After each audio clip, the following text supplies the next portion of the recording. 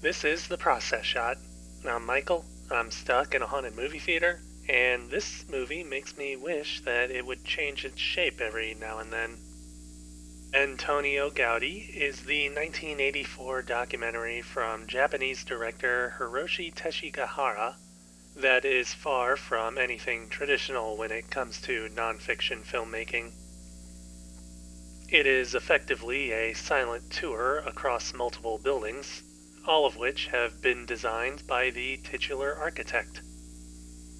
From this simple concept, we get a fuller exploration of these constructions, not only in what they contain, but also the actual designs of these places and how they are being used to this day.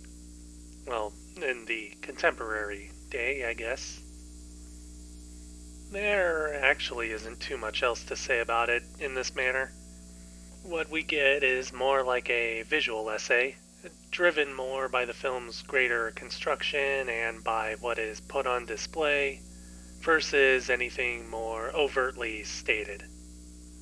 Granted, there are a few points where voices break in to help add some context to what's going on or to a building's history, but these are otherwise non-existent, and the film is content with letting the buildings simply exist, instead of delivering a larger history about them or their creator.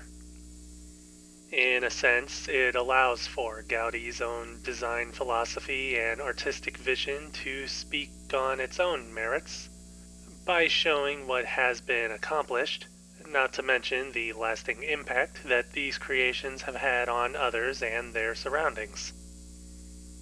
Even if there's nothing truly educational within the documentary that looks at Gaudí and his personal history or the history of his designs, the final outcome says enough without actually saying anything. That sounded more profound in my head.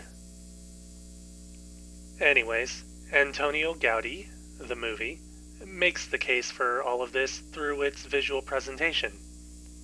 Every frame of the film is dedicated to revealing some detail about the building being focused upon, from its general design on the surface to smaller details which give it further life.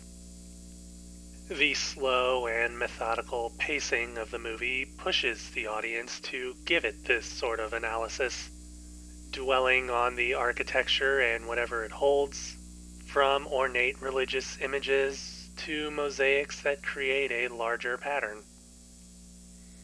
It also makes for a rather dreamy experience, with long takes that almost seem to float as we look at buildings inside and out, and how they stand out from the others around them. The film's audio keeps things more grounded, with a minimalist score that mixes in natural audio, which in itself helps to immerse the viewer into these scenes even further. Editing of the movie also keeps a nice, even flow, even when shifting from one location to another, with a final sensation of this being a sort of singular universe, where this sort of architecture stands tall, like giants in the distance, and this film acts as a study of their existence. Or, well, something like that.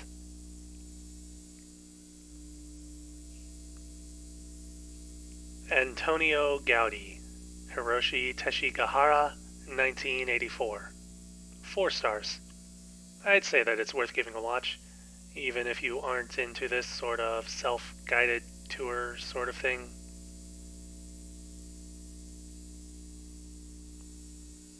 That's it for this review, anyways.